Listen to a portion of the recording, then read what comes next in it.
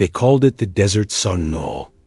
Built on the edge of a dying highway in rural Nevada, it was supposed to be a dream in the desert. Glass ceilings, pastel tiles, a fountain that shimmered beneath skylight afternoons. It opened in 1988 with hope and promise. Within a few years, it was already fading. By 2004, only echoes lived there. Storefronts boarded up one by one. Anchor tenants pulled out. The movie theater shut down without notice. Reels still locked inside the projection booth. The food court smelled more like dust than grease, and the mall radio played the same 10 songs on a broken loop that no one heard. No one, except the overnight guards. Desert Sun wasn't a haunted mall. Not at first. It was just forgotten. A graveyard of neon signs and dreams left behind. But every graveyard has one tombstone that refuses to crack. In this case, it wasn't a tombstone. It was a toy shop. Tucked into the east wing, near the emergency exit no one used, the toy shop remained. While every other store emptied out, this one stood intact. Shelves still stocked, music still playing, lights still on. Night after night, a slow carousel melody drifted down the corridor, even when no power should have been running. Security guards didn't ask questions. They were told not to. Just let it be. One former supervisor allegedly said in a staff memo, "If the lights are on, leave them on. Don't enter." For years, no one did.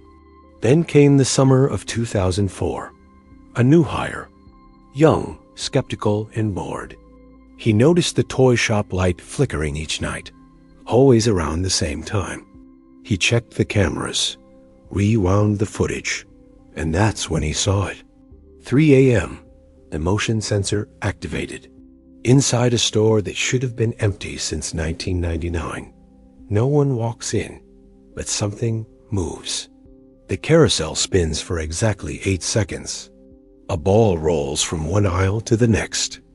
Then, a shadow, no taller than a child, glides across the far wall and disappears behind a shelf.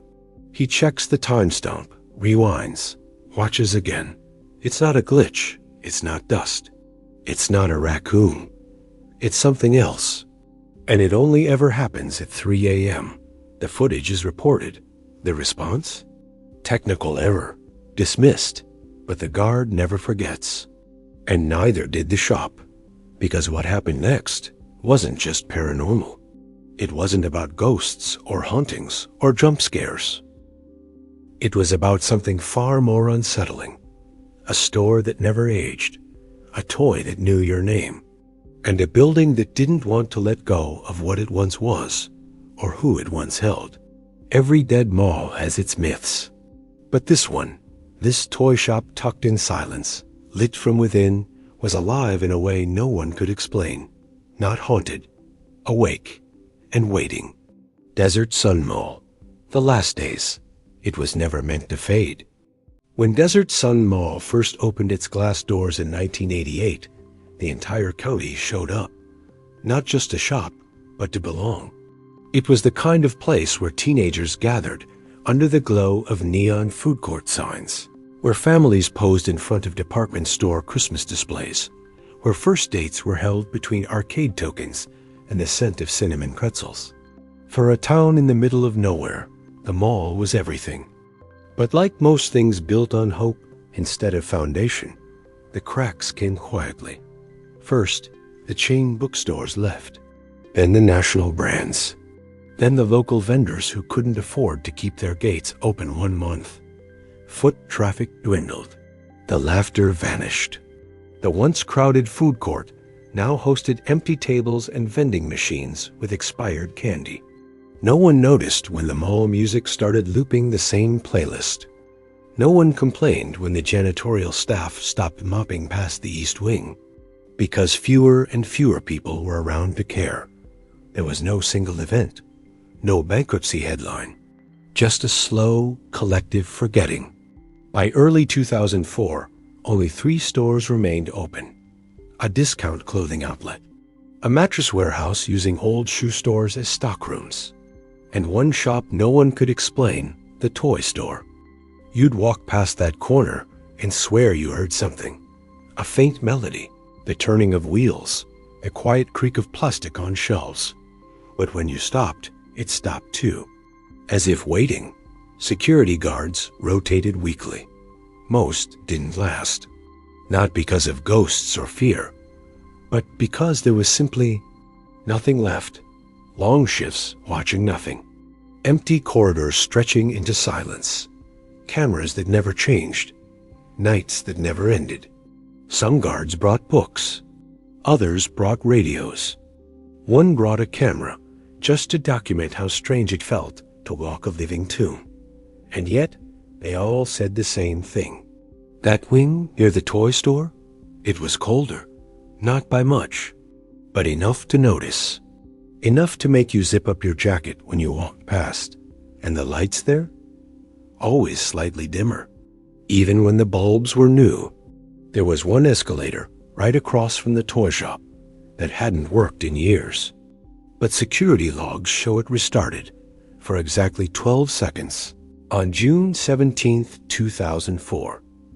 At 3 a.m., it was the same week the new guard started. The same week the CCTV picked up movement inside the toy shop. But let's not get ahead of ourselves. Before the mall died, it was a sanctuary, a memory factory. A place where echoes weren't sad, they were sacred. The echo of a child's laugh. The echo of a birthday balloon against the ceiling. The echo of a mother calling her son's name from 2 floors down. Desert Sun Mall didn't die with a scream. It exhaled. Soft, slow, forgotten. But one store never exhaled. It kept breathing, watching, waiting, as if it had more to say. Or someone still trapped inside it, whispering through the dust. The shop that never closed. Its sign had no name. Just faded letters peeling from plastic. Toyland. But no one remembered when it was last officially open. No register. No clerk. No hours posted on the door. And yet, the lights were always on. Tucked into the southeast corner of the mall's first floor, the shop sat between a boarded-up comic book store and a shuttered eyeglass outlet. The rest of the wing had long since gone dark. But Toyland glowed with a soft, flickering hue, yellow, like a tired nightlight refusing to die. Inside, shelves stood fully stocked. Dolls with sun-bleached faces stared from high glass cases. Tin robots with stiff joints stood frozen mid-walk. Plastic animals covered in fine layers of dust. And in the back, behind a red velvet curtain, a display of music boxes, all different shapes, all tuned to different keys. Some mall employees swore they saw the curtain move, slowly, as if someone had just stepped through and let it fall behind them. But when security checked the store, there was never anyone there. Just air, heavy with scent. A mix of old wood, melted vinyl, and something sharper, like rust or maybe iron, or maybe blood. No one could say who owned the store. No sales records, no employee logs. The mall manager, interviewed years later, said they never received rent from that space and assumed it had been vacated in the late 90s. We just figured the lights were on because someone wired it wrong, she said. Still, each month, inventory inside seemed to shift, not disappear. Shift. Toys changed positions. Dolls faced different directions. Once, a row of jack-in-the-boxes were all wound halfway, as if stopped mid-play. Another time, all the plush bears were found sitting in a perfect circle around a single red balloon. No one admitted arranging them. And the security guards?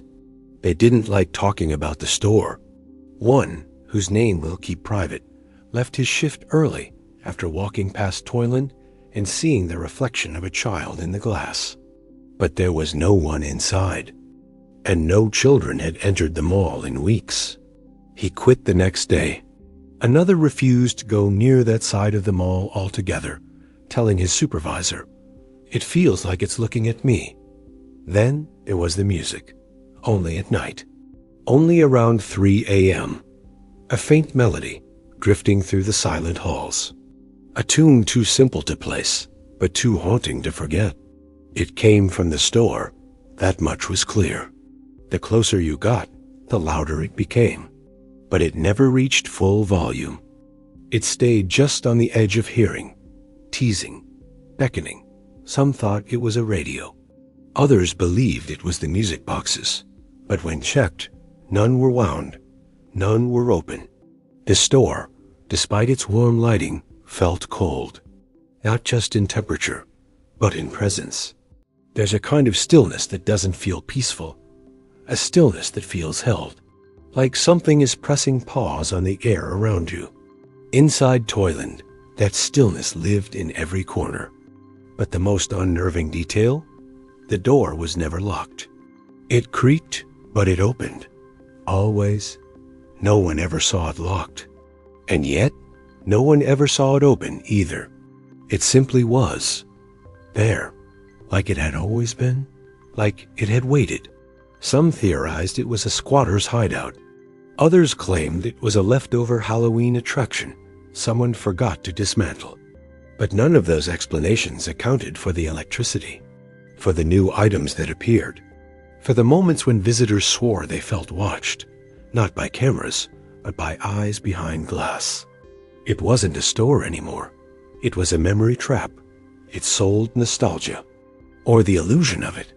Things you remembered loving as a child, but slightly wrong. A bear that looked like your childhood toy, but with the eyes reversed.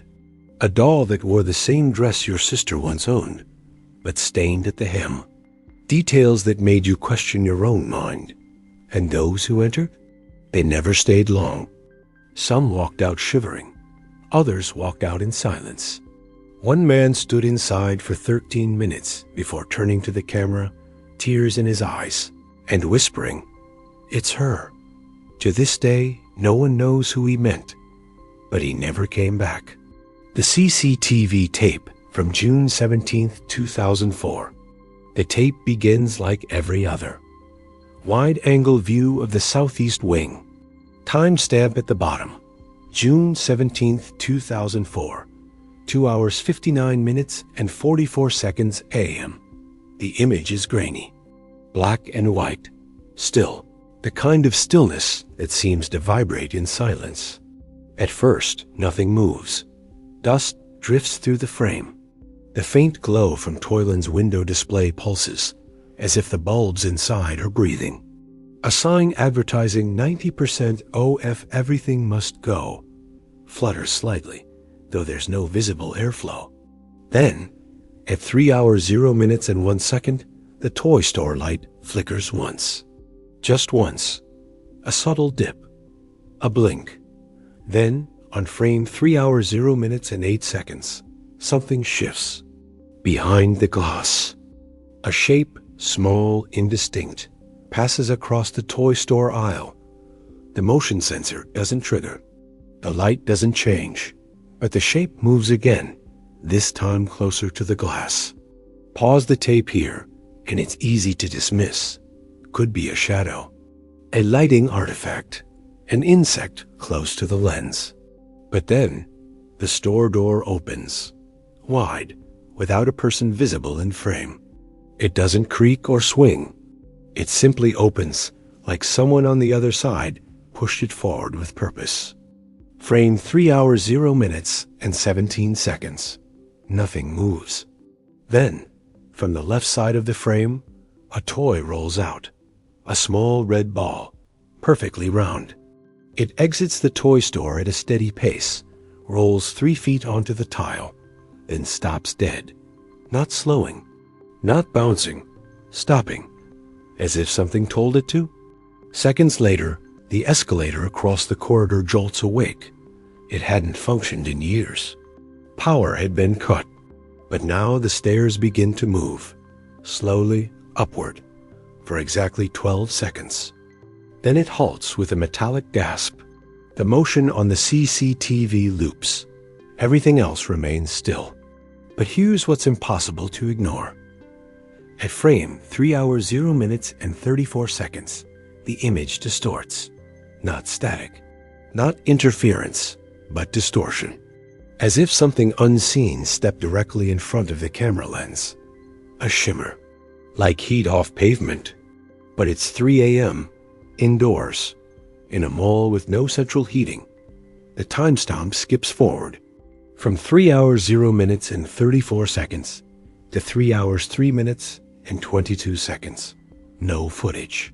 Nearly 3 minutes gone. When it returns, the ball is gone. The door is closed. And the display window of the toy store now features a new object. A porcelain doll, not present before. Pale face, black hair, blue dress, sitting on a stool, staring directly at the camera. It wasn't there at 2:59. It is now. Security logs from that night confirm only one guard on duty.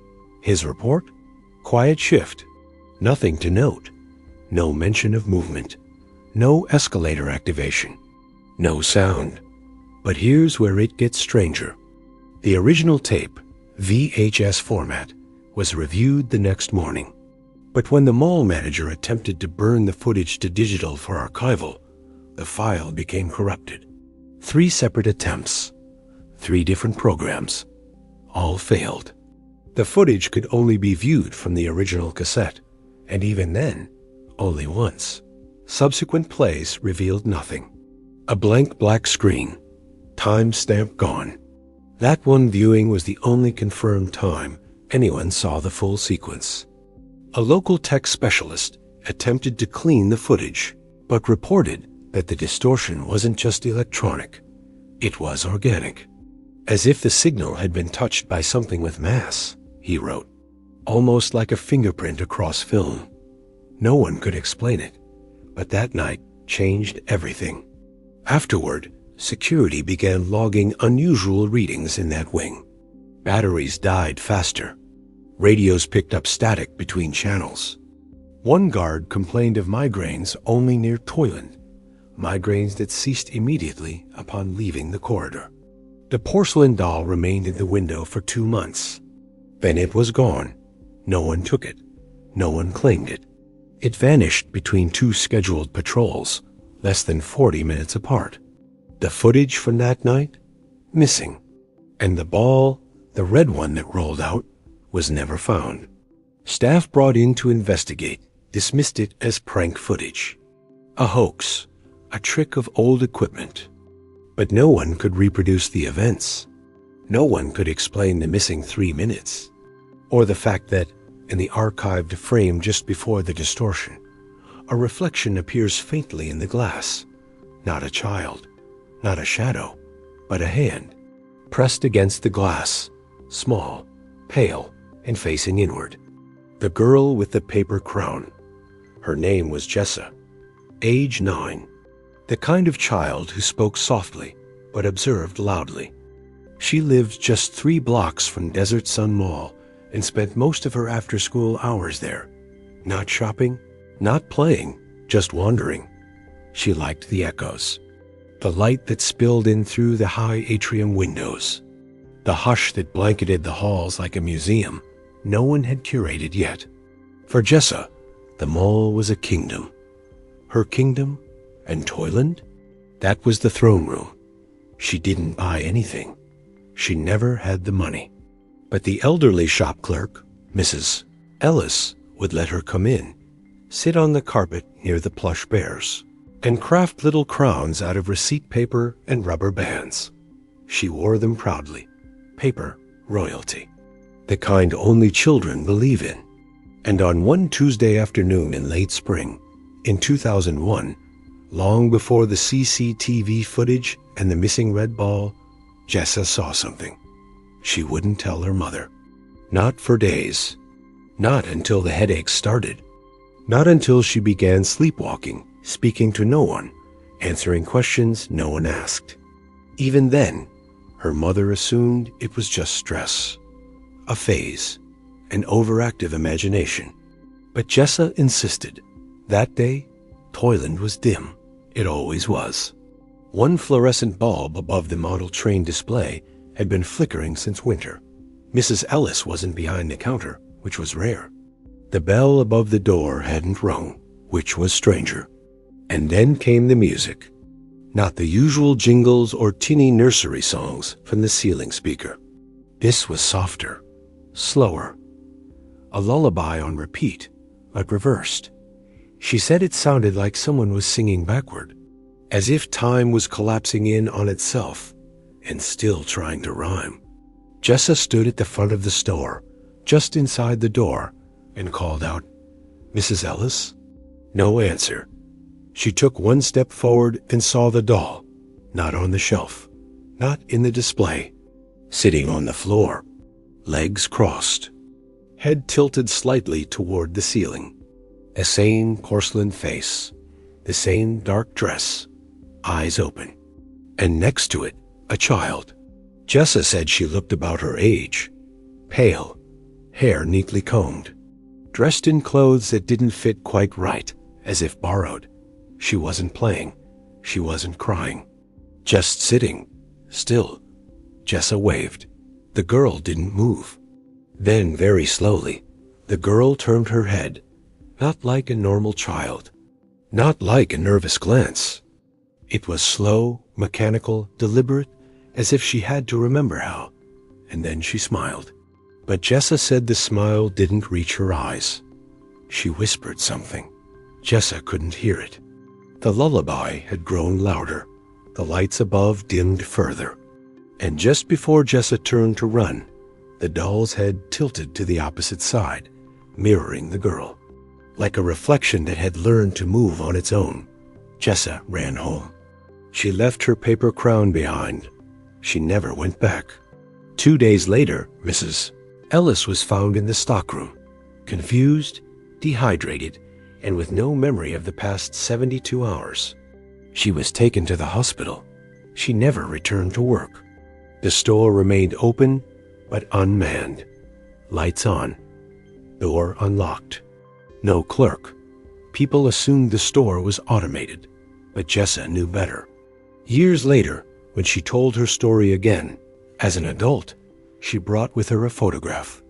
Faded, water-damaged, but real. It showed a group of children at a mall Easter event. Toyland in the background, bunny mascot in the middle, Jessa in her paper crown, and standing behind her, half in shadow, was a little girl no one could name. No parents claimed her. No records placed her there. And yet, she stood still, hands clasped in front of her, staring directly at the camera. Not smiling, just watching. Some tried to enhance the photo. Some claimed it was a trick of the light. But when a local artist attempted to sketch the girl's face based on the image, he stopped halfway through. He said her eyes made him feel not watched, but found. Jessa never returned to the mall, not even to see the CCTV footage years later. But when asked what she thought was in that store, she only said, she wasn't lost, she was waiting. That place, it chose her. And then she added, in a whisper that barely reached the microphone, she wore a crown too. But hers wasn't made of paper. The mannequin that wasn't in inventory. At first, it didn't raise any alarms. During a routine audit of the few remaining units in Desert Sun Mall, the new night manager Jason Corbin was tasked with compiling updated inventory logs for insurance purposes. The mall was in its final stretch, and management wanted to know what was still left behind before they pulled the plug. Every night, Jason would walk the length of the mall with his clipboard, cataloging vacant kiosks, unplugged soda machines, and forgotten displays. Most units were hollow shells, stripped of branding, emptied of merchandise. But Toyland was different. Even though no one had seen Mrs. Ellis since her disappearance in 2001, the store remained untouched. Its lease was still technically active, its power still running. No one knew who was paying the bills. The books had been passed around so many times, no one could say for sure who even owned the shop anymore. When Jason stepped inside Toyland, He felt what others had described before him. A shift in air pressure. Not colder exactly, but thicker. As if the walls inhaled when you entered. He noticed the layer of dust on the counter, the static crackle in the air. And in the far left corner of the shop, just behind a shelf of plastic tea sets and unopened model trains, stood a mannequin. But not the kind you'd expect in a toy store. It wasn't colorful. It wasn't child-sized. It was tall, thin, almost too thin, dressed in a dark suit that didn't match the decor, with arms stiffly posed at its side and a head that tilted slightly downward, just enough to avoid full eye contact. Jason didn't remember it from the mall's heyday. He used to shop here as a kid. He remembered the stuffed bear mountain, a talking robot near the entrance, the aisle of kaleidoscopes. But not this. He made a note on his clipboard. Mannequin, possible visual prop, not listed in Toyland's 1999 inventory. He assumed someone had placed it there as a prank.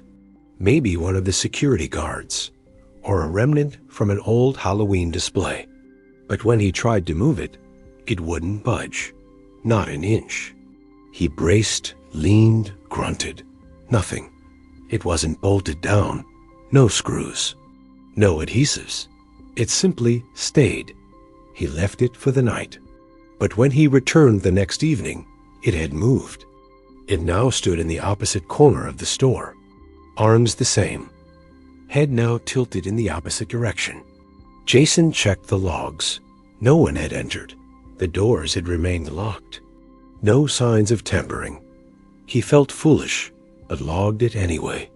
Mannequin moved position. Possible oversight. He brought a flashlight the next night, scanned the figure. Not plastic, not fiberglass. The surface felt like ceramic, cold, unyielding. No branding on the base. No seams, no facial features. Just an impression of a face. As if the idea of a face had once been there, but had been erased. When he left that night, he placed a pack of chewing gum on the mannequin's shoulder. The next morning, it was on the floor, crushed. That's when he stopped logging it. Other staff members began noticing strange things too. A maintenance worker claimed the mannequin was standing by the register one night. Another swore she heard it whisper her name, just once, from the far side of the store. They started leaving it out of reports, not because they didn't care, but because they didn't want to acknowledge it, as if writing it down gave it permission to exist. And then, one night, the CCTV recorded something. At exactly 3:17 a.m., for a span of 18 seconds, the camera aimed at Toyland's interior flickered to life and showed the mannequin, not standing, but sitting, cross-legged, right where the doll had been, right where Jessa had seen the girl. But this time, the mannequin turned its head, frame by frame, click by click, slowly, smoothly. And then the footage cut. Jason quit 2 days later. He never collected his last paycheck. In his resignation letter, there was only one sentence. Inventory doesn't explain everything. And in the margins, someone had scribbled 4 words in pencil. Where do toys go? The employee who vanished twice. Her name was Araceli Mendez. 23 years old. Quiet. Reliable. She worked 2 jobs. Mornings at a diner off Highway 95, and nights as a janitor for Desert Sun Mall during its final stretch before permanent closure. She didn't talk much, but people liked her. The kind of person you trust with keys. The kind of person who leaves things cleaner than she found them. Araceli was assigned the graveyard shift, 10 p.m. to 4 a.m., specifically to clean the West Wing, which included the shuttered food court, the broken escalator, and Toyland. On February 2, 2004, she clocked in. Security cameras show her entering through the staff corridor. She greeted the on-duty guard, picked up her cart, and began her rounds. Everything appeared normal. At 11:13 p.m., she is seen walking past the frozen yogurt kiosk, mop in hand. Then she disappears. Not in a puff of smoke, not with screams or chaos. She simply walks out of frame and never walks back in. For over 2 hours, there is no sign of her. No audio, no motion. Her walkie-talkie remains silent. Her cleaning cart is found just outside the toy store. Mop resting upright. Water still warm. At 1:47 a.m., cameras capture her again. She's walking calmly. Same uniform, same expression, but her hair is soaking wet. Her shoes are muddy. She's barefoot. Her mop is missing. She walks to the break room, opens her locker, sits down, and then stares forward, unblinking, for 27 minutes. Paramedics were called after she didn't respond to her name. They found no injuries, no signs of trauma. Her vitals were normal, but her gaze remained distant, disconnected, as if she were still somewhere else. At the hospital, she spoke only one sentence. There were shelves, but no ceiling. Doctors suspected dissociation, stress, sleepwalking, maybe a breakdown. But Arafeli had no history of mental illness, no substance use. Nothing in her life suggested she was unstable. After 3 days of rest, she returned home. She didn't remember anything from that night, but she quit the mall job, wouldn't explain why, wouldn't go near it again. Her boyfriend at the time, a nursing student, said she would wake up in the middle of the night whispering numbers, 317, 317, over and over. Sometimes she'd talk about toys melting, about lights flickering in reverse, about someone watching her from inside a plastic shell. Weeks passed. Things seemed to return to normal.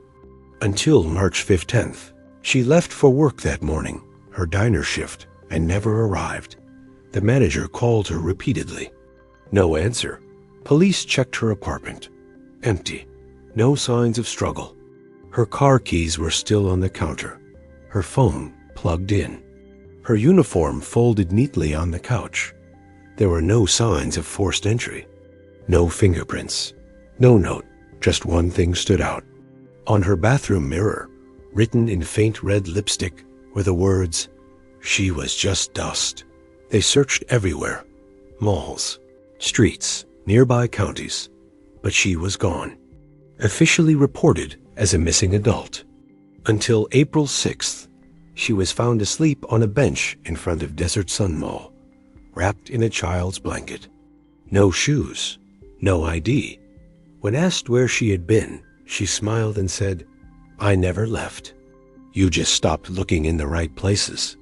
She was taken in for psychiatric evaluation. But again, nothing clinically wrong. And then, one night later, she vanished again. This time, for good. Her apartment remained untouched. Her blanket never claimed. Her file closed without answers. All that's left of Arafeli Mendez are fragments. A few minutes of distorted footage. A mop that was never found. And a sentence recorded by hospital staff the night before her second disappearance. They wanted me to stay, but the game only allows one winner. And I wasn't the one holding the string. No one knows what she meant, or who was holding the string. But from that day on, Toyland was never assigned a cleaner again. No one volunteered, and no one dared to ask. The tape that wasn't there yesterday. Security Room B was the kind of place no one bothered cleaning anymore. By late 2004, the main office had been cleared out. Most monitors disconnected, recording decks shelved, and the few functioning cameras left on a single screen, muted, flickering, unreliable. The guards who rotated in and out of Desert Sun Malls. Final months used the room mostly for breaks, coffee, solitaire, short naps. But on September 11th, 2004, a backup guard named Harold King, 62 years old, ex-military, known for being meticulous, noticed something strange. A VHS tape was sitting on the edge of the console desk. No label, no case. Just dust along the edges, as if it had been untouched for years. Except Harold had cleaned that desk the night before. He was sure of it. A habit left over from army barracks, everything in its place. He didn't believe in ghosts or tricks of the mind. So he picked up the tape, turned it over. No markings.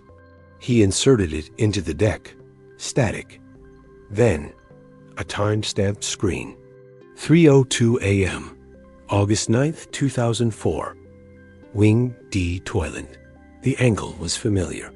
A high corner shot of the storefront. Gate closed, lights dim. But something was wrong. In the bottom left of the screen, someone was standing.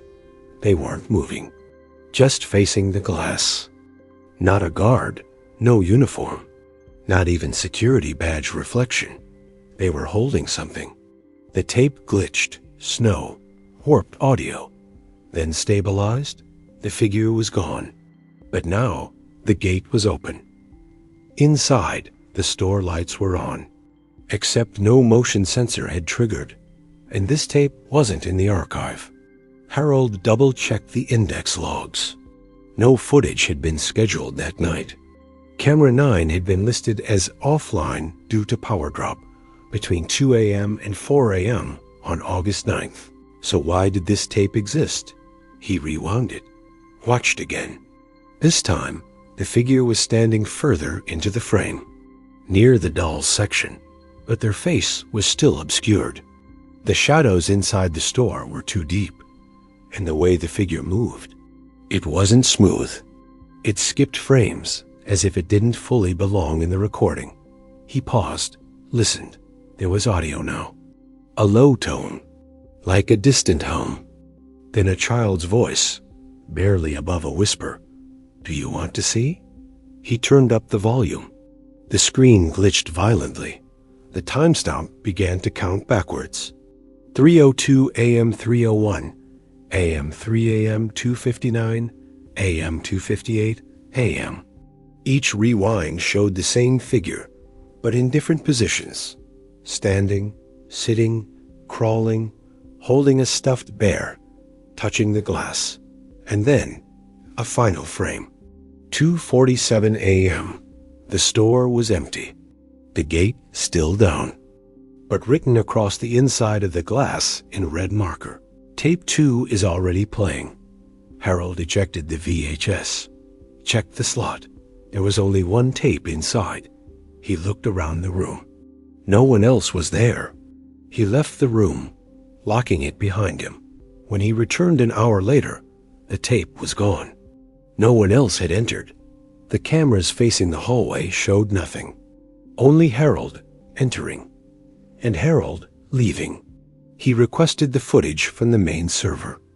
But that night, every single clip from every camera in the mall was corrupted, except camera 9, which was never supposed to be on. Weeks later, another guard, new unaware, mentioned finding an unmarked tape inside the lost and found drawer. She played it once, didn't say what she saw. But when she quit 2 days later, she left a note in her locker. Time loops are only fun until you realize you're not the one watching the tape. You're the one being watched. There's no official explanation for the tape. It's not listed in any mall archive, police report, or inventory record. But one frame was leaked. A screenshot showing a child's drawing held up to the toy shop glass. A smiling stick figure, standing next to a shopping cart filled with limbs. The birthday party that was never booked. The food court hadn't served a real meal in 5 years. By the time Desert Sun Mall closed to the public, only 2 vending machines remained powered, one stuck on a service mode screen, the other endlessly blinking the same expired soda choices. The tiled floor, once polished and lively, now bore the scuff marks of abandoned chairs and the faded outlines of where plastic booths used to be bolted down. But amidst the decay and dust, something unexpected appeared on November 2nd, 2004. A photo album, wrapped in a Ziploc bag, tucked beneath the central food court trash bin, untouched by mold, not yellowed by time. The maintenance crew had no idea who placed it there. Inside were 8 photographs, Polaroids, unlabeled, undated. Each one captured a blurry birthday celebration. Balloons, a cake, streamers, a child wearing a party hat shaped like a star, but nothing made sense. The first photo showed the mall's food court tables rearranged into a long banquet formation. That layout hadn't been used since 2000, and yet everything in the image was pristine. Clean surfaces, working neon signs in the background. Even the soda fountain glowed. But the timestamp scribbled on the bottom corner, March 19th, 2006, 3 a.m., 2 years after the mall's final power shutoff. The second photo was worse. It showed a group of children, 7 of them, posing behind the birthday cake. Their faces were smudged, as if the camera lens had trembled violently at the moment of capture. All but one. The child in the center was crystal clear, wearing a striped blue and white sweater, holding a toy rocket in one hand, and staring directly at the camera, expressionless. Behind him, the banner read, "Welcome back, Owen." The maintenance team ran the name through employee records, customer complaints, mall birthday sign-ups, and event waivers. No child named Owen had ever been booked for a party at Desert Sun Mall. The third photo showed the cake half-eaten, vanilla with red frosting, but there were no plates, no forks, no cut marks, just bite impressions, as if something had chewed directly into it. The fourth image was darker. Literally, the food court lights appeared half off, flickering mid-frame. The children were gone, but the decorations remained, tattered, hanging at awkward angles. And in the background, just at the edge of the frame, a blurry shape leaned out from behind the taco tan stall, elongated, bent forward, unrecognizable. The fifth photo had no people at all, just the tables again, now covered in what looked like melted plastic toys. Shapes warped, faces smudged, limbs fused together. At the bottom corner, a different handwritten note. He didn't want toys. He wanted friends. The sixth photo had been taken from outside the toy shop, through the glass. You could see the birthday decorations reflected in the window, but they didn't match the food court ones. Different banner, different colors, same message. Welcome back. Oh, and the seventh image showed a watch. A cheap children's digital wristwatch with a display stuck at 3 hours, 0 minutes, and 0 seconds. The time, it was always 3 a.m. The final photo was completely black. No shapes, no shadows, nothing visible at all. But when held under infrared light, as later documented by an independent paranormal research team, a hidden message appeared in faint silver ink. "Thank you for coming to my party. You never left." The photo album was submitted to police, but it was misplaced during evidence transfer.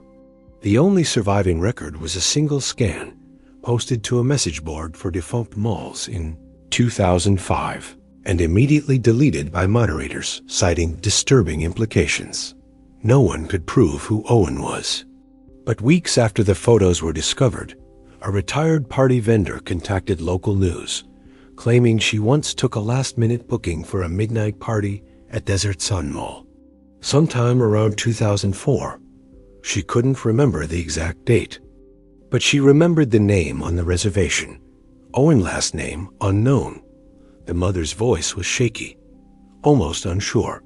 She said she had to host the party on the boy's real birthday, the exact hour he was born. When asked what time that was, the vendor paused, then said 3 a.m., March 19th, the same timestamp found on the first photo. The mall had been closed for months by then. The power, long shut off. The toy store, still glowing, waiting. The inventory that shouldn't exist.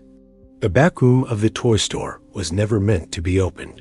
Even in its prime, staff weren't seen entering or exiting that area. Deliveries for the mall's remaining shops had been routed through the east maintenance entrance. Yet none of the vendors remembered ever restocking the toy shop. When asked about inventory, the mall's former general manager shrugged and said they handled their own, but no one could ever provide a name for they. In December of 2004, after the third consecutive week of CCTV anomalies, the new security supervisor requested full access to the shop. It had taken months to get approval. When the locksmith forced open the rear door, what they found wasn't just a storage space. It was a vault. Cold metallic walls, insulated, soundproofed, and strangely sterile. Rows of shelves lined with boxes, but not toys. Files, tubs, glass containers with plastic seals. Each item labeled by hand with red ink. No barcodes, no serial numbers, just names. A single clipboard lay on a hook by the door, covered in laminated plastic to preserve its contents. Across the top, Desert Sun Toy Emporium, return inventory list. The list was dated March 20th, 2004, one day after the supposed birthday party of Owen. The first item, number 001, Collie, missing left eye, returned clean. The second, number 002, Lucas D, screaming subtype, expelled. The third, number 003, Owen, return condition unknown, no explanation. No SKU, no product category, just names, real names, the kind you'd find in a school registry. As security flipped through the clipboard's pages, a pattern emerged. Dozens of names, each followed by cryptic descriptions. Jasper, won't stop asking. Reeboks pending. Elena, sleeps with eyes open. Remove battery. Michaela, second, duplication glitch. Store in mirror section. The handwriting shifted throughout the pages, sometimes neat, other times erratic. One note was scribbled vertically in the margin. They don't want toys. They want time. Some entries had dates next to them, all clustered between 3 o'clock and 3:17 a.m. One date stood out. March 19th, 1993, 3 a.m. Next to it, Lillian. Entered correctly. Memory retention 63%. Lillian. The same name whispered in a previous case at a different abandoned school. That file had been sealed, but now her name appeared again, in the same ink, the same slanted script. This wasn't just a toy store. It was a containment zone. One bin in the back held what appeared to be disassembled dolls, but on closer inspection, their limbs bore no seams. Their faces were incomplete, no eyes, no mouths, just smooth plastic, as if molded from memories that had never been finished. A post-it stuck to one shelf simply read, "Do not reassemble Owen," and beside it, a dusty red toy rocket. The same one seen in the birthday Polaroid. Only now, the name etched into its side, almost childlike, but too precise, read, "Return when party ends." A forensic analyst reviewed the ink and paper on the inventory list. The paper stock didn't match anything sold commercially in the U.S. after 1987. And the ink? It contained trace elements not registered in any domestic manufacturing databases. When investigators returned to the storage room 2 days later to photograph and archive the materials, the vault was gone. The back wall was solid brick. No seam, no doorway, no clipboard, no shelves, just a single object left behind. A receipt. Date, March 19th, 2004. Time, 3 hours 0 minutes and 1 second. Purchase, 1X Owen prototype unit. Total, $0 cashier ID. No. The words printed at the bottom in blocky, fading type. Thank you for remembering. Your next visit has already begun. The woman who called herself Mom. In the quiet, half-lit corridors of the mall, just before the security tapes looped and the temperature dipped without reason, there was a woman. She came every March, always alone, always dressed in the same pale blue coat. hair pinned up in a style that felt decades too old for her age. She never spoke to the guards, never acknowledged the cleaning crews. She walked with slow, measured steps, like someone retracing old footprints no one else could see. Her destination was always the same, the front gate of the toy store. By the time she arrived, it had already been locked for years. Steel braiding rusted into place. Dust clung to the glass. Signage half peeled, like the store had been trying to shed its own identity. But that didn't matter to her, because for her, it wasn't closed. Each year, she brought a small toy. A different one every time. A wooden top, a red bouncy ball, a plastic whistle, a fraying plush giraffe with a missing button eye. She'd place it gently at the base of the shutter, straighten it with care, and then kneel and whisper. No one could ever hear what she said. Not clearly, not fully, but fragments drifted through the air like static in a broken radio transmission. I told you I'd find you, ... They can't keep you from me. You remembered the rocket, didn't you? He's not theirs. Sometimes she'd bring a piece of cake. One slice, always wrapped in wax paper. Always with one candle. She'd light it, shield the flame from the draft, and wait, as if expecting a small hand to reach from the darkness and blow it out. When the flame flickered and died on its own, which it always did around 3:17 a.m., she'd nod, as if a silent agreement had been reached. In 2008, a curious guard approached her. Gently, kindly, he asked, "Ma'am, who are you leaving these toys for?" She didn't answer right away. She just looked at the toy shop window, where her reflection barely showed. Then she turned to him with eyes that hadn't slept in years and said, "He likes it when I visit. They let him see me when I bring something new." Then, just as softly, "I'm still on the list. I still have visiting rights." They said so. That was the last year she was seen inside the mall. But her toys kept coming. Each March, between the 19th and 20th, the same spot in front of the toy store would host a new object. No camera ever captured who left them. No motion was detected. 1 minute, nothing. The next, a toy sitting perfectly centered on the dust-covered floor tiles. By 2012, some guards began logging these appearances officially in the nightly reports. March 20th, 3:03 a.m., plastic spinning top. No one seen. March 19th, 3:15 a.m., small doll, handmade, missing left eye. March 20th, 3 a.m., note card. Do you remember the song? A handwriting analysis of the note revealed it matched no public records, except one. A signature from a parent waiver form submitted in 1993 for a child's school field trip.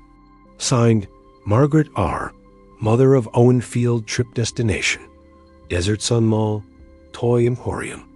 The trip was never officially recorded by the school board. The mall said they never hosted one, but the signature remained.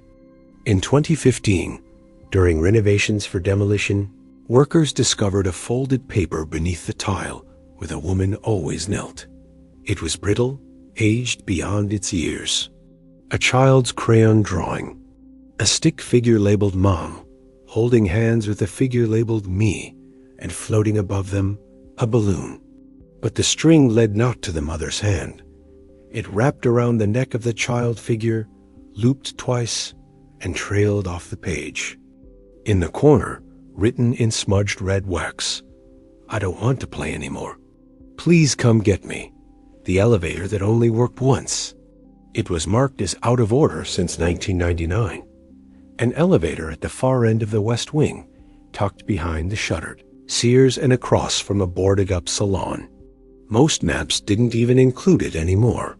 It sat flush against the wall, rust crawling up its metallic seams, buttons dulled by years of dust and disuse. Security logs referred to it simply as E3. It never lit up, never dinged, never responded. Until the night it did. March 3, 2004, 3 a.m. The camera overlooking the West Wing flickered violently for 12 seconds. When the feed resumed, the elevator doors were open, and the light inside was on. The guard on duty, a man named Jeff Latner, noticed the anomaly during a routine monitor sweep. Curious and unnerved, he radioed his partner and made his way across the silent, echoing corridors toward E3. His footsteps were the only sound in the vast emptiness, each one swallowed slowly by the absorbing stillness of the mall's forgotten wing. When he arrived, the elevator was still open. Fluorescent light buzzed softly inside.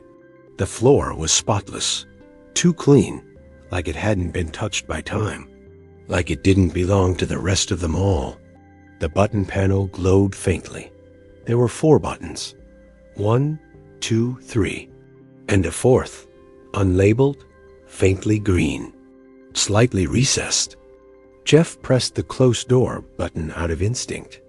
They did, and the elevator began to move. The numbers never lit. It didn't descend. It didn't ascend.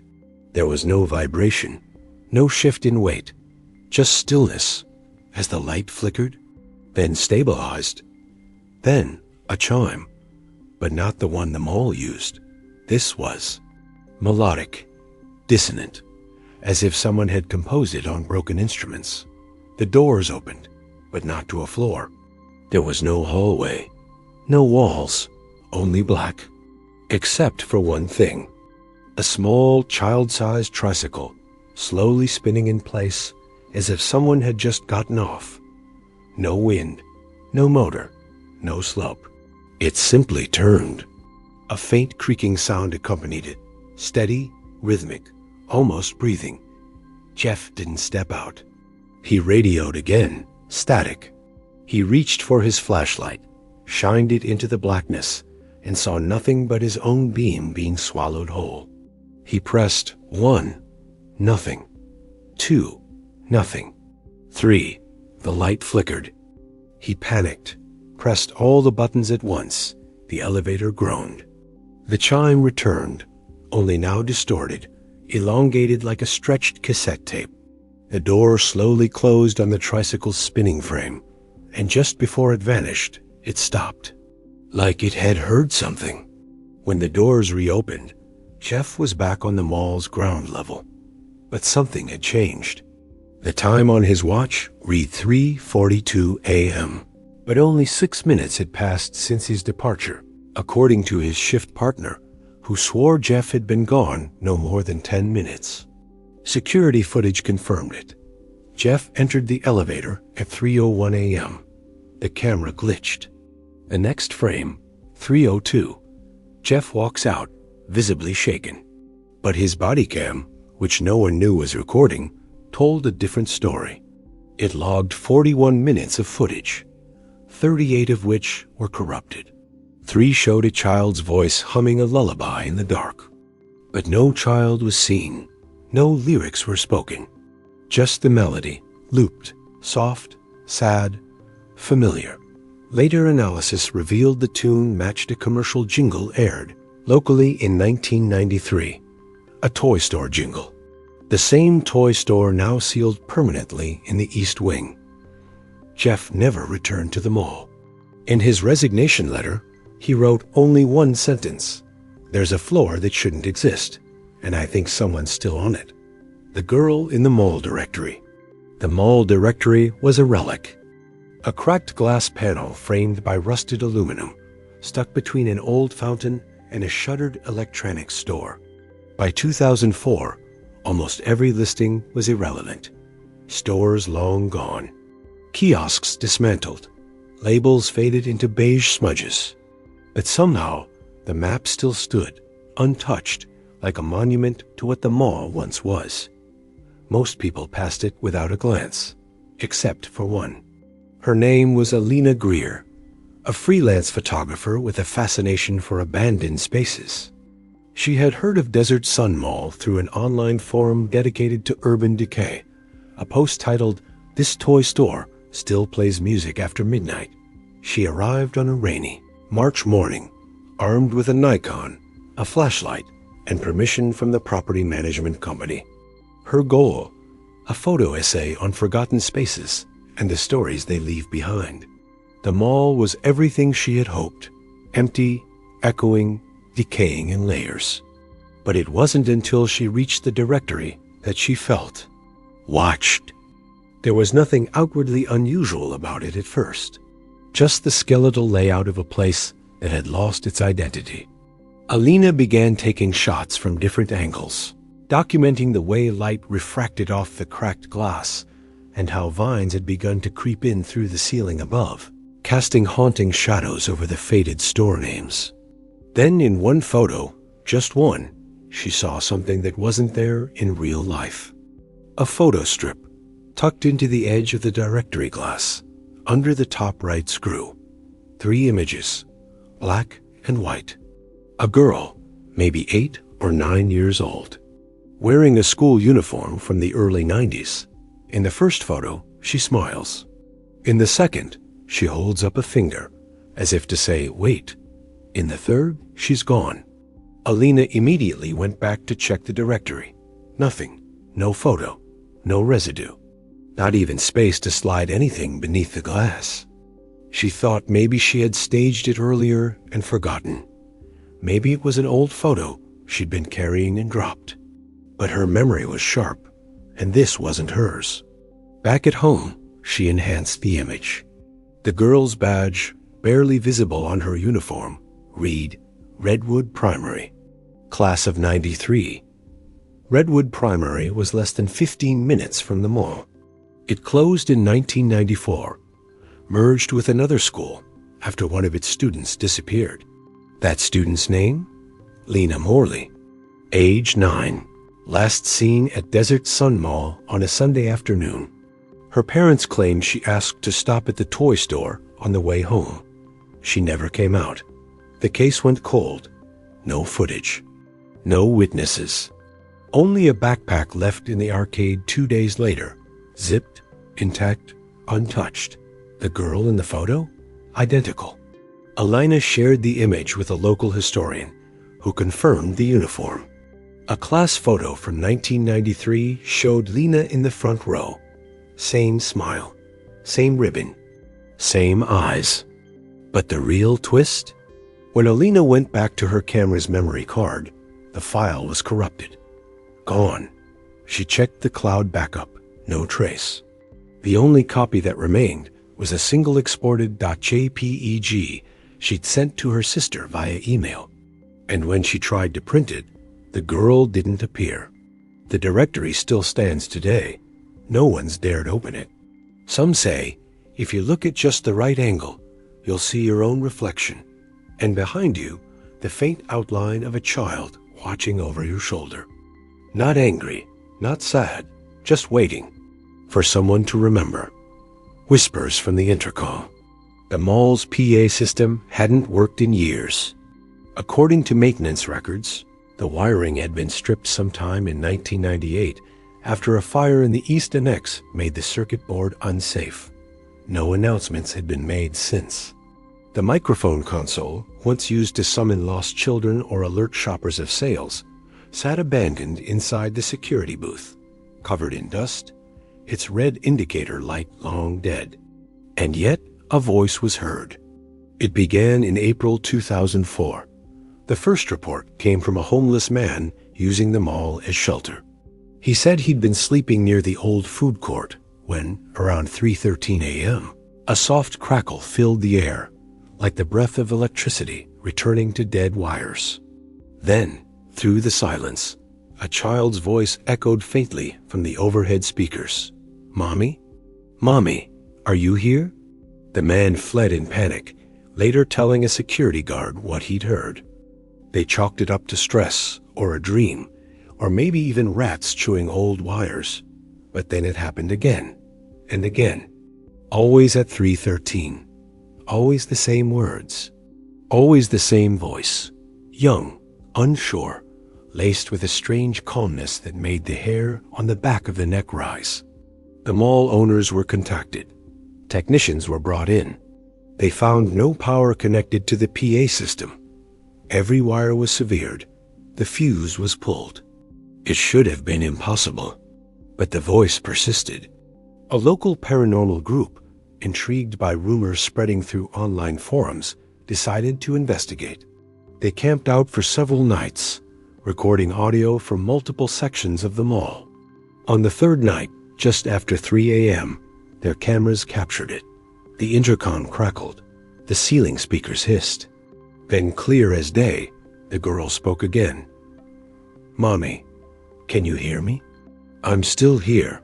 One of the microphones picked up more. Not just the voice, but a faint background sound. A jingle. Like a music box or toy display tune, barely audible, playing behind her plea. When the group isolated the audio and enhanced it, they recognized the melody. It was the same tune heard in a 1993 local ad for Magic Toy. The toy store sealed shut since the mall's decline, but Magic Toy didn't sell music boxes. They only sold one product that played a jingle, a talking doll named Missy, marketed with the phrase, "Missy never lets you be alone." The dolls were pulled from shelves in late '93 after several parents complained of malfunctions, claims that the dolls whispered strange things at night, even when turned off. The group brought their findings to the public, uploaded the recordings online. Skeptics flooded the comments, debunking it as audio manipulation, a publicity stunt, until a former employee of the mall reached out. She had worked customer service in 1993 and remembered a child going missing after being separated from her mother. A girl who'd been holding a Missy doll. She never forgot the panic. The mother screaming. The way the mall went silent, as if the building itself were holding its breath. The girl's name? Lena Morley, the same name found in the school records. The same child from the photo in the mall directory. A technician was called to disassemble the PA system again, just to be sure. He confirmed there was no current, no signal input, no power supply. But when he removed the microphone baseplate, something fell out. A small audio cassette, labeled only with the number 313, and inside, a single looped recording. "Mommy, can you hear me? I'm still here." The doll behind the glass. The toy store was supposed to be empty. According to records, Magic Toy had been cleared out in late 1996. Inventory scrapped, shelves dismantled, counters sold off in bulk liquidation. The storefront had remained sealed ever since, with a dented roll-down gate and faded signage above the door, the colors long since drained by sun and time. Every blueprint showed the store as vacant, its windows blacked out, its interior gutted. But there was one case they missed. It stood against the far wall behind the front counter. A large display cabinet made of thick tempered glass. The kind used to showcase high-end collector toys in the early 90s. It was still there, covered in dust, coated in grime. Most people never noticed it, until a security contractor named Darius Ortega did. Darius had been sent to install new motion sensors in the mall in 2007, after a rash of urban exploration videos began gaining traction online. One night, while scanning the toy store from the outside, he thought he saw movement, not inside the store, but inside that glass display case. At first, he assumed it was a trick of the light. Reflections, shadows, rats, but something about the shape stayed with him. He returned later with a high-powered flashlight and wiped away a corner of the glass. And there it was. A single doll stood inside, perfectly upright, pristine, unmoved, not slumped or collapsed like most toys abandoned for over a decade. No discoloration, no dust on the doll's surface, though the inside of the case hadn't been opened in years. She had glassy, deep brown eyes, curled brown hair, a school uniform, navy skirt, white blouse, and red ribbon. And pinned to her chest, where most toys had branding, was a name tag, Lena. Darius stumbled back. He knew the name. Everyone who'd worked the mall in the 90s knew that name. He took a photo with his phone, but when he checked the gallery, the screen showed nothing but static.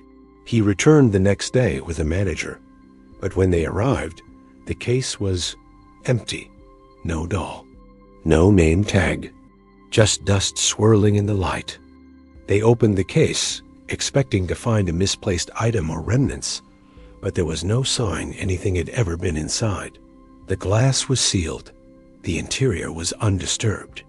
No footprints, no fibers, no explanation. Later that night, Arias reviewed old mall security logs. Analog footage, most of it grainy and barely usable. But one VHS labeled December 1993, store display inventory, showed something strange. In a slow pan of Magic Toys layout, just days before the store was shut down, the camera passed by the display cabinet. The shelves were mostly full, and on the bottom row was the same doll, same face, same eyes, same uniform. Only this time, the name tag read, Missy. A closer zoom revealed something chilling. Tucked into the doll's hand was a photograph. A child, wearing a matching uniform, standing in the very mall where she disappeared. The timestamp? One day after Lena Morley was reported missing. That photo was never found in any investigation. No record exists of a doll named Lina ever being manufactured by Magic Toy or its parent company. Missy dolls were discontinued in early 1994, and none featured changeable name tags. Darius quit 2 weeks later. But in 2018, an urban explorer named Vic Trelawney uploaded footage from inside the store. His flashlight passes over the case, and for less than a second, caught in the reflection, the doll, just standing there, smiling, the loop that never ends. The mall had long been closed to the public. Most entrances were welded shut. Electricity disconnected. Cameras outdated. Only one feed remained functional. A grainy security camera inside the eastern corridor, where Magic Toy stood in silence behind its rusted gate. It was mostly ignored, left to record dust and shadows, until a technician doing routine archival checks noticed something strange. Every year, same date, same time, same motion. At precisely 3:13 a.m. on March 12th, movement was detected in the corridor. Not before, not after. Always at that exact minute. A single figure, small, child-sized, would appear on screen, walking from the far end of the corridor toward the toy store gate. The footage was time-stamped, archived, and repeated. 2005, 2006, 2007. Year after year, the same silhouette. Same gait, same angle of the head. It never changed. Investigators reviewed every available tape, compared the timestamps, overlaid the recordings. The figure's position matched frame by frame. Each step occurred at the exact same second as the year before. It was a loop, as if time itself had etched a scar into the building's memory. But it wasn't just a shadow. In one of the clearer recordings, from 2012, the figure paused halfway down the hall and turned its head toward the camera. The face couldn't be clearly made out. Too much static. Too much distance. But the form was unmistakable. A school uniform. Red ribbon, curled hair. Then it turned back and continued toward the toy store gate. It always ended the same way. The figure stopped in front of the display cabinet, stood still for exactly 17 seconds, and vanished. No exit. No return path. Just gone. At first, people thought it was a hoax. VHS tampering. Clever editing. But when a security contractor replaced the system with a digital setup in 2014, the loop continued in real time. The new footage showed the same figure, same path, same pause. Only now, with high-resolution night vision, a small detail became visible.